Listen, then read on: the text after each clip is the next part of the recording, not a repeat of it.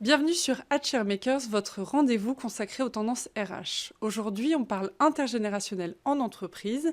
La France figure parmi les mauvais élèves en matière d'emploi des seniors.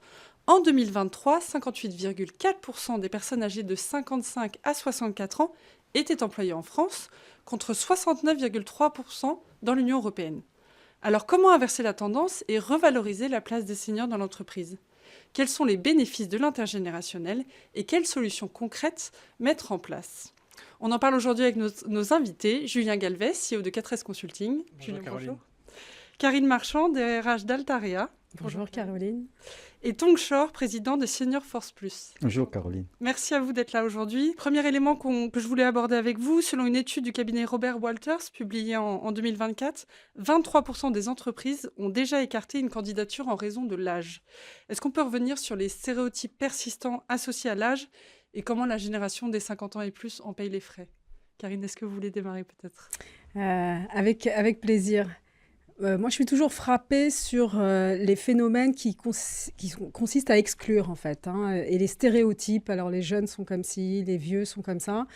Je pense que dans l'entreprise, on a, pendant toutes ces dernières années, subi une forme de ségrégation, je vais oser dire le terme, au bénéfice des jeunes. Enfin, voilà, une espèce de truc. On est forcément toujours en opposition.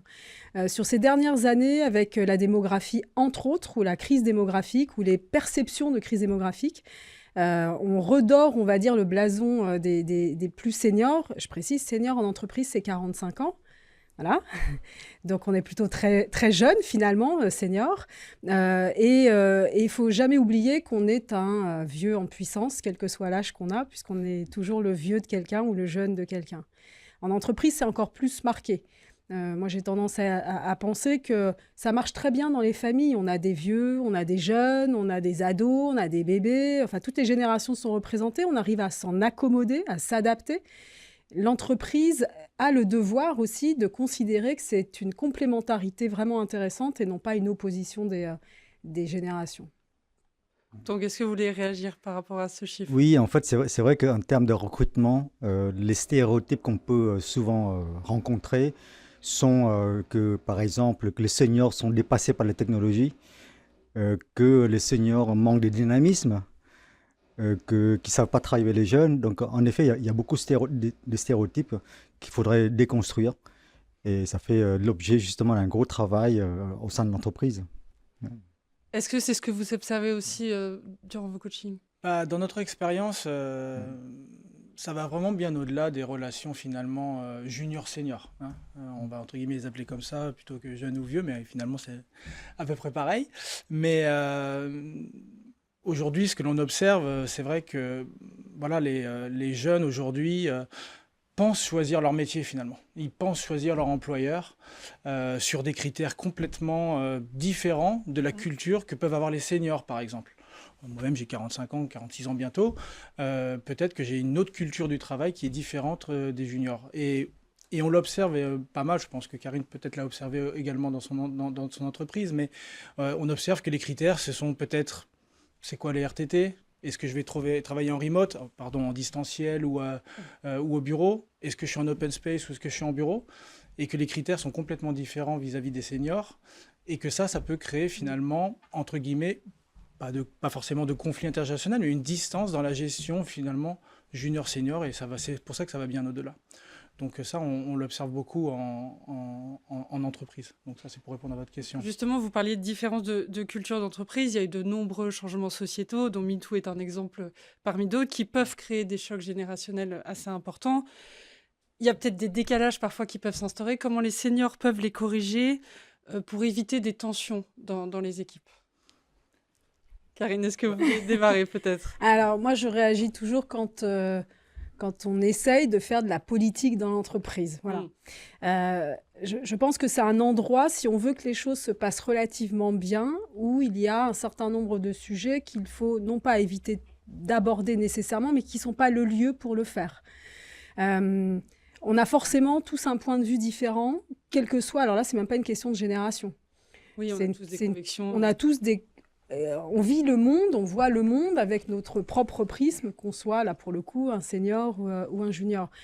Donc tout ce qui relève de la politique, quelle qu'elle soit, et en ce moment on en est vraiment chargé, donc on a vraiment intérêt à placer le débat au-dessus et placer, j'allais dire, la relation entre collaborateurs et entre générations bien au-dessus de tout ça.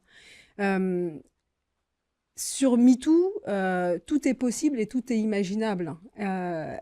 On a suffisamment, là encore, de politique et de politiques qui jouent, en fait, avec ces jeux d'âge. Le Covid, ou la Covid, on a, en gros, enfermé tout le monde pour protéger les anciens. L'augmentation de l'âge de la retraite, c'est aussi pour pouvoir faire vivre les plus anciens. Donc, on n'a que des exemples qui consistent à dire « j'oppose les générations entre elles ». Pour faire un petit parallèle un peu trivial, mais quand on mélange des jeunes enfants en école maternelle qu'on fait rentrer dans les EHPAD, quand dans les résidences seniors, on fait rentrer des plus jeunes générations pour mélanger, c'est bien qu'on est conscient que la cité, avec un grand C, le citoyen et citoyenne que nous sommes, ont intérêt à mélanger et non pas à partir dans des considérations qui ont, pour certaines, les sujets sont tout à fait louables, mais ce n'est pas leur place dans l'entreprise. Pardon, Julien, vous vouliez réagir peut-être? Oui, non, parce que c'était intéressant dans votre question. En formation, ce que l'on observe beaucoup de ce que l'on voit, c'est qu'il y a deux types de choses. Vous parlez de Robert Walters qui a fait une étude. Il a complémenté cette étude qui dit qu'en Angleterre, 51% des jeunes générations ne veulent pas devenir manager. Oui. Ça reste une étude, d'accord, au niveau de l'Angleterre. Non, mais c'est une tendance qu'on observe. Et c'est une tendance que l'on observe. Et ce qui est intéressant, c'est que finalement, les problématiques sont les mêmes partout. C'est ce qu'on observe, nous, depuis plus de 17 ans dans la formation. C'est que finalement, vous avez certains jeunes qui veulent des responsabilités, qui estiment mériter le poste du senior qui est avec eux. Au diable l'expérience, hein, entre guillemets. Et puis vous en avez d'autres qui ne veulent absolument pas de responsabilité, qui veulent juste gagner assez d'argent pour avoir leur équilibre de vie, associé parfois aux loisirs et aux vacances, en tout cas que sais-je. Et donc c'est une différence de culture du travail que les seniors peuvent avoir. Et donc à partir de là, c'est un petit peu comme en formation entre l'apprenant et le formateur que nous on peut avoir. Vous avez les jeunes diplômés ou les diplômés de haut niveau qui veulent avoir un discours générationnel identique au leur. Et un autre qui veulent un discours, entre guillemets, d'un formateur un peu plus senior, parce qu'il y aura l'expérience. Mais sans jamais être donneur de leçons. Et ça, c'est hyper important parce qu'il ne faut pas non plus les mettre à l'écart par rapport à ça. Donc ça, c'est très important de travailler ces sujets-là. Oui, moi je pense en effet je suis d'accord avec ce que dit Karine tout à l'heure, mais il y a quand même un peu de changement culturel en fonction des générations. Les jeunes, notamment je pense à la génération Y et Z à partir de 1981 par exemple, sont beaucoup plus attachés au travail flexible, oui, à un management très participatif et aussi à une reconnaissance rapide de la compétence pour accéder en fait, à des postes plus importants. Alors que la génération avant 81, qui sont les baby boomers et les générations X, sont beaucoup plus stables, sont plus attachés à l'entreprise et cultivent davantage l'expérience et une évolution de carrière lente, normale. Ouais, c'est en ça que la différence de culture du travail, c'est ça le phénomène d'unbossing qu'a démontré l'étude de Robert Walters. L'unbossing, c'est vraiment ça, c'est vraiment une appréhension, une culture du travail complètement différente. Alors c'est une observation que nous trois, nous avons à notre niveau par rapport à notre expérience. Mais les plus vieux, ou les seniors dans l'entreprise s'en emparent également. C'est-à-dire que lorsque vous êtes bousculé par un rapport au travail, par des plus jeunes générations, ça vient vous confronter aussi sur comment ou quelle place prend le travail ou a pris le travail depuis le début. Je pense que c'est vraiment le point, vous avez raison de le souligner, sur ce qu'on appelle la valeur travail, qui pour le coup est différente d'une génération à l'autre, mais qui finalement, moi la génération quand j'ai commencé à travailler, je pense que la valeur travail était aussi différente. Donc il faut, je pense, l'admettre, moi, j'estime que ça nous fait grandir aussi dans notre façon d'appréhender nos responsabilités. Mais c'est pas, là encore, c'est pas une opposition. Il faut composer. Pour moi, la question de l'âge, c'est juste qu'on n'est pas arrivé à la même période. Donc, on n'a pas vécu les mêmes choses. Et en ne vivant pas les mêmes choses, on n'a pas le même passif, les mêmes expériences, les mêmes références. Et donc, on est effectivement empreint de ce qu'est notre histoire, avec une histoire plus longue quand vous avez 50 ans que quand vous en avez 25. Enfin, j'ouvre une porte ouverte. Mais c'est ça, en fait, la différence d'âge. C'est juste ça. Justement, mais vous l'aviez un peu évoqué, les seniors qui peuvent faire preuve d'une plus grande stabilité, etc. Il y a un enjeu de transmission des savoirs et de partage d'expériences dans l'entreprise. Est-ce que l'entreprise capitalise assez là-dessus ? L'entreprise, l'entreprise, mais quand on dit une entreprise, c'est une somme d'individus. Il faut aussi se dire, voilà, l'entreprise, elle ne fait rien du tout. Et chaque entreprise est complètement différente. Mais vous le disiez tout à l'heure, il y a une question de terminologie. C'est-à-dire que, par exemple, transmission, qui est un terme que moi je trouve extrêmement positif, constructif, intéressant, quand vous commencez à l'utiliser avec des collègues qui ont 65, voire plus, ils le vivent comme une fin. Or, on parle bien de transmission entre générations, y compris à la maison, dans la famille. Donc cette notion de transmission, de passage de relais, et quand je passe le relais avec quelque part ce relais qui est plein de choses qui sont intéressantes. Vous parliez des RTT tout à l'heure. Moi, je vous encourage à poser la question aux trentenaires, y compris dans des équipes RH, d'où viennent les RTT ? Ils ne savent pas. Or, la raison pour laquelle on a parlé de RTT, qui n'a plus sa place d'ailleurs dans le contexte dans lequel nous sommes aujourd'hui, c'était le partage du travail parce qu'il n'y en avait pas assez, on est exactement dans l'effet inverse, on parle toujours des RTT. Donc c'est intéressant d'expliquer. Si on revient un peu sur des bonnes pratiques, quels sont les leviers RH pour favoriser justement cet intergénérationnel et faire en sorte que tout le monde trouve sa place ? Là, de ce côté-là, et c'est intéressant par rapport à ce que disait Karine justement, c'est que comment on gère finalement... L'intergénérationnel, c'est des sujets d'écoute, c'est des sujets d'empathie. Très souvent, ce que l'on observe, c'est que, en tout cas, il y a beaucoup de groupes, il y a plein de groupes qui font ce travail-là, mais il y a beaucoup de groupes quand même qui ne forment pas leur manager assez à ça, en termes de management pur. C'est-à-dire que sans outils, il y a des conflits intergénérationnels qui apparaissent. Si on ne leur donne pas les moyens et si on les forme, alors pas uniquement, et c'est pas, attention, c'est ce qu'on peut observer, mais les seniors sont très focalisés sur la perf, sur le métier, sur l'expertise, ou en tout cas les entreprises les forment énormément là-dessus, en oubliant un petit peu parfois les relations humaines. L'intergénérationnel, il faut donner du sens, il faut donner de la pédagogie, et ça c'est du management, d'un côté sur les seniors, et évidemment sur les juniors, c'est aussi de les instruire sur le cadre, les process, les choses intrinsèques qu'on ne peut pas bouger, et à partir de là, essayer de travailler sur cette relation-là, senior-junior. Attention, je ne dis pas que tout est blanc et tout est noir d'un côté, mais en tout cas, nous, c'est ce que l'on observe. La perf, c'est hyper important. La relation humaine dans la gestion de l'intergénération est essentielle, et en ça, les entreprises manquent un peu, ou en tout cas ne forment pas assez en termes de management par rapport à ça. Ils en ont conscience. Il y a de la communication, c'est ce que disait Karine, effectivement. Comment on leur donne les outils justement pour finalement connaître, parce qu'en fait c'est de la connaissance, c'est de l'écoute et de l'empathie, mais c'est aussi de leur donner la connaissance de ce qu'on parlait tout à l'heure, des attentes et des exigences des juniors et des juniors vis-à-vis des seniors. Et ça c'est très important de l'accompagner. Vous l'évoquiez aussi, Karine, quand on préparait l'émission, il y a un enjeu de représentation de toutes les générations à chaque action menée par l'entreprise. Voilà, comment vous pouvez mettre ça en place Alors, nous, on est un promoteur. On ne fait pas que ça, mais on est déjà un promoteur. On travaille dans l'immobilier. Et l'immobilier, c'est la cité, c'est où on vit. Et où on vit, c'est fait de jeunes et de moins jeunes, de bébés et de personnes très âgées. Donc, dans l'ADN, en fait, de nos fondamentaux, des raisons pour lesquelles notre entreprise existe, il y a cet intergénérationnel. Donc, la représentation dans l'entreprise, elle est importante pour ça aussi, et elle est importante en termes de tous les événements, formation, vous en parliez. Je reprends l'âge des 45 ans, senior, considéré comme senior par le Code du travail. L'âge de la retraite, allez, je vais arrondir, 65, ça fait 20 ans. C'est long.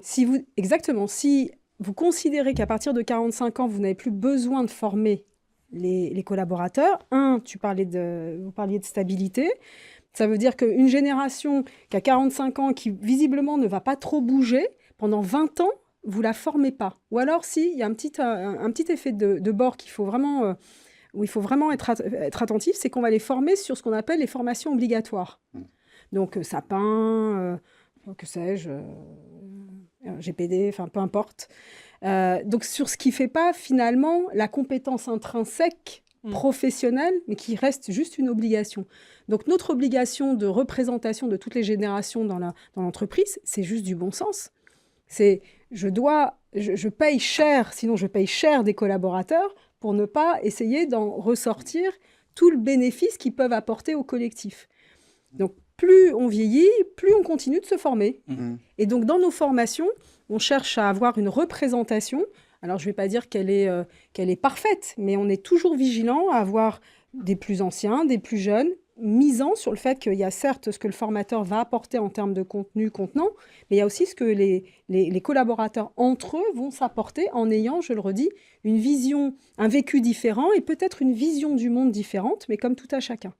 Donc tous nos événements, que ce soit les événements d'intégration, les événements de formation, les événements, peu importe, enfin, dès qu'il y a un moment apprenant quel qu'il soit, on tâche d'avoir donc des plus anciens, des plus jeunes, mais des plus anciens et plus jeunes en termes d'ancienneté aussi. Donc je peux avoir des jeunes dans l'entreprise qui ont 50 ans et plus, Oui, et par inversement. rapport à l'intégration. Et Corinne parle d'outils comme levier d'intergénérationnel, outils, mais également de communication, là, parce que c'est entre jeunes et seniors. Il y a d'autres outils comme le mentorat, le reverse mentoring. C'est comme... en fait, il faut mettre en place des outils RH pour que les générations puissent coopérer ensemble. Ça, c'est en termes d'outillage. Mais au-delà de l'outillage, je pense qu'il y a aussi l'engagement de la direction générale. Chez Alterea, ils ont la chance d'avoir une DRH qui est dans le COMEX, mais ce n'est pas le cas partout. Le DRH, souvent, c'est une fonction d'exécution. Voilà. Il faudrait que la DRH soit dans le COMEX ou alors que la direction générale s'implique pour mieux sensibiliser et engager les entreprises dans une amélioration d'intergénérationnalité entre les collaborateurs. Mais c'est en ça où les RH ou des gens comme Karine, justement, à sa responsabilité hyper importante dans l'entreprise, a quand même si on peut discuter longtemps du pouvoir exécutif des DRH aujourd'hui, c'est un autre sujet. Mais en tout cas, ces positions-là ont les moyens aujourd'hui de pouvoir justement, que ce soit en termes d'ateliers de communication, d'intégration, de process d'insertion, etc., et donc de formation et d'accompagnement, ils ont le pouvoir à l'intérieur, même si la direction générale, de toute façon, elle valide je dirais une stratégie globale de la DRH. On va dire qu'on va espérer que c'est le cas. En tout cas, je le souhaite et je le souhaite à Karine. Mais je veux dire, à l'intérieur, justement, de travailler ces sujets-là profondément d'intergénérationnel. Et donc, ils ont le pouvoir, ils ont les moyens de pouvoir vraiment adapter, que ce soit la mixité donc, des personnes qu'on peut trouver dans les groupes, le type d'intervenant, j'en parlais tout à l'heure, c'est hyper important. C'est pas pour dénigrer l'un ou l'autre, mais c'est hyper important. Qu'est-ce que eux ils attendent? C'est pas forcément ce que nous on veut, c'est aussi ce que eux veulent attendre et ce qu'ils veulent entendre. Et ça c'est très très important. Et travailler les vrais sujets. Si on reste sur le métier, l'expertise, la performance, j'en reviens, c'est très bien, mais ça marchera pas. Ça ne suffira pas. Et nous, on l'observe en formation. Ça ne suffit pas. Ça ne veut pas dire de faire uniquement de l'accompagnement en formation, aux relations humaines ou communication, mais ça veut dire ouvrir les esprits des seniors, leur donner la pédagogie en termes de management, et d'un autre côté, les juniors, leur dire, voilà, il y a un cadre. Il y a des choses intrinsèques et on ne peut pas bouger de choses. Évidemment, il y a votre liberté, etc., etc. Il y a votre mode de fonctionnement. Vous avez des attentes et des exigences différentes. Leur dire, faire cette pédagogie-là, parce qu'à force de leur dire qu'ils ont des exigences différentes, c'est très bien, mais après ils vous disent « Ok, très bien, mais comment moi je fais en termes de management ?» Et nous, notre job en termes de formation, en termes d'accompagnement, et qu'on travaille avec des gens comme Karine, c'est de créer un accompagnement pour leur donner les moyens du comment gérer ces sujets intergénérationnels. Pardon, je fais exprès de dire sujet parce que, désolé, très souvent on le voit, ça se transforme assez rapidement en conflit intergénérationnel. Et là, c'est la perf qui est touchée. Donc plutôt que de travailler la perf intrinsèquement avec des outils Ouais. de performance pure, mieux vaut travailler les relations intergénérationnelles, les relations humaines, avec tous les sujets dont je viens de parler. Vous savez, enfin, ce que vous dites sur le rôle des DRH, et je suis ravie de partager le même point de vue, il y a des questions qu'il ne faut pas poser. Hein. Moi, je ne pose pas la question à la direction générale, est-ce qu'ils sont OK pour que je fasse du mixte dans la représentation des événements ? Je ne pose pas la question de savoir si c'est bien d'embaucher des quinquas ou des plus jeunes. Je parle quoi ? Je parle d'un équilibre quand je regarde ma pyramide des âges, de manière très pragmatique. Moi, j'ai 25% de collaborateurs qui ont plus de 50 ans. On est sur un métier, nous, d'expérience et d'expertise. Donc, le sujet, il est plutôt très ouvert. Il est beaucoup moins ouvert sur d'autres thématiques. Ce n'est pas celle du jour, donc je n'irai pas. Mais en fait, il y a des tas de sujets sur lesquels je ne demande pas. J'établis la politique, enfin, j'établis même pas une politique, c'est-à-dire que une stratégie, en m'approchant, en étant complètement baigné dans le business, je vois vers où va le business, la vision, la stratégie, les orientations, les changements, les changements de route. Et dans l'immobilier, on en a quand même pas mal depuis ces dernières années. Et en fait, je tâche toujours que les actions RH, elles soient cohérentes par rapport à la trajectoire du business en y insufflant ce qui est la partie sociale, sociétale. Je ne demande pas l'autorisation. Ouais. Et surtout opérationnelle. Ouais. C'est la clé. Donc, je voudrais qu'on revienne aussi également sur Senior Force Plus, que vous avez créé pour inciter les entreprises à se saisir de tous ces enjeux. Est-ce que vous pouvez nous présenter un peu l'association et le Senior Score également ? Oui, tout à fait. En fait, donc, Senior Force Plus, c'est une association à but non lucratif d'intérêt général. On est composé que de bénévoles. Notre objectif, c'est de contribuer à l'amélioration du taux d'emploi des seniors. Donc, on est vraiment désintéressés financièrement. C'est pour ça que nous avons la chance d'avoir des entreprises comme Alteria qui nous soutiennent par les dons qui sont déductibles fiscalement. Alors, donc, notre proposition de valeur est basée sur des outils, mais également des rencontres avec des chefs d'entreprise qui ont mis en place des choses, des actions très vertueuses.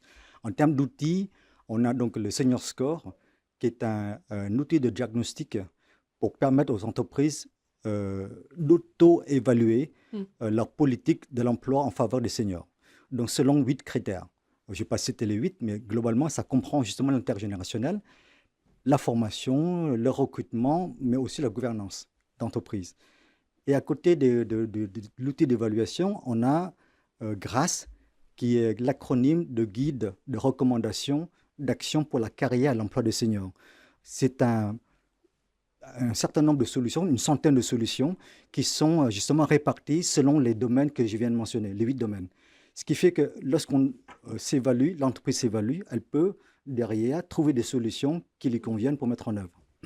Donc là, cet outil est aujourd'hui en train d'être digitalisé pour qu'on puisse le mettre à disposition de toutes les entreprises qui sont désireuses d'évoluer. Et j'imagine que grâce à cet outil, vous avez pu identifier des entreprises particulièrement vertueuses qui, à leur tour, peuvent partager des bonnes pratiques pour embarquer d'autres entreprises ? Tout à fait. Et Altera fait partie de ces entreprises. Je laisserai Corinne parler de ça. Mais moi, je peux mentionner aussi une autre entreprise vertueuse qui est Schneider Electric. Schneider Electric, ils sont d'autant plus engagés que c'est une société qui comporte en fait 46% des seniors au-delà de 50 ans. Donc c'est énorme. Oui, c'est beaucoup. Alors voilà, ils ont mis en œuvre des actions très concrètes en fait en fonction de 4 catégories de profils types. Un profil de personnes qui veulent s'améliorer, qui veulent accélérer leur carrière. Le deuxième profil type, c'est une personne qui veut juste faire son job et évoluer normalement dans l'entreprise. Et un troisième profil de quelqu'un qui veut juste transmettre, qui arrive en fin de carrière, qui dit voilà, moi je veux plus progresser, je veux juste transmettre. Et quatrième profil, ce sont des personnes qui souhaitent travailler moins, progressivement partir vers la retraite. Donc en fonction de ces profils types, Schneider Electric met en œuvre des actions très concrètes pour les accompagner. En termes de pratique RH, juste très rapidement, on veut recruter des jeunes, c'est hyper important. On a tendance au niveau RH que nous, on observe, je ne sais pas si c'est le cas, en tout cas, Karine, pour vous, mais ce qu'on observe, c'est qu'on a tendance quand même à leur donner quand même beaucoup de leurs attentes, à leur donner quand même pas mal de leurs attentes. Attention à ne pas mettre en porte-à-faux le management. attention à mettre en portfolio management parce que très souvent, nous, on retrouve des managers en formation qui se retrouvent en étau entre le jeune qui a quand même, qui reçoit beaucoup, qui bosse, etc., mais qui reçoit beaucoup parce que c'est dur de recruter des bons profils et parce que justement, et voilà, pour ça je parlais de RTT, c'est un critère comme un autre, mais de RTT ou d'open space, de remote, allez demander à des boîtes qui, lorsque vous le dites, non, il n'y a plus de remote chez nous, très bien, à côté, moi demain j'ai un entretien, ils me font full remote, 70% remote. Donc on leur donne beaucoup, ça met en portfolio management, les RH prônent la pondération, évidemment, le management est en étau, donc d'où l'importance de l'accompagnement et de la formation du management et des managers en entreprise, c'est essentiel. Karine, sans être sur un monde idéal, je pense que pour rebondir sur la dimension managériale, il faudrait imaginer un monde où on ne voit pas en fait la coque. Et quand moi je me retrouve avec des managers qui ont l'appréhension d'encadrer des collègues plus vieux qu'eux, je leur dis mais en fait oublie ce que tu vois au bord des yeux là. Et regarde la compétence, et ça marche aussi sur les plus jeunes. Regarde la compétence. Oui. Je disais avec un peu de culot quand j'étais jeune, la valeur n'attend pas le nombre des années. Donc je suis très confortable pour dire que la question d'âge n'a jamais été un sujet pour moi, en étant beaucoup plus dans les quinquas aujourd'hui. Regarde pas ça, regarde la compétence, l'état d'esprit, l'ADN quelque part que la personne a en face de toi. Si c'est quelqu'un qui veut travailler en total remote, en distanciel, et que c'est pas ce que je fais dans mon entreprise, c'est pas ma culture, c'est pas grave. Mais viens pas chez nous, tu vas être malheureux, et nous aussi. Donc je pense qu'il faut aussi admettre qu'on a un certain nombre de valeurs fondamentales dans nos organisations, et dans ces valeurs fondamentales, il y a cette obligation de transmission entre générations, qu'on le veuille ou qu'on le veuille pas. Merci à tous. Peut-être un mot pour la fin, parce qu'on arrive à la fin justement, mais donc vous vouliez faire de l'emploi des seniors une grande cause nationale. Est-ce que vous pouvez nous en dire un mot ? En fait, oui, tout à fait, parce que on essaye justement d'emmener tout le monde, la société française, vers ça, pour qu'on soit tous signataires, puisque forcément, on sera tous seniors un jour. Et comme disait Karine tout à l'heure, on est forcément senior de quelqu'un. Et donc l'idée, c'est de soumettre ce dossier-là au ministre, au Premier ministre, pour faire de l'emploi des seniors une grande cause nationale pour 2026.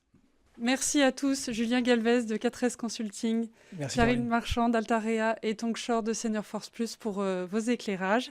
HR Makers, c'est fini pour aujourd'hui. Merci de nous avoir écoutés et à très bientôt sur Be Smart for Change.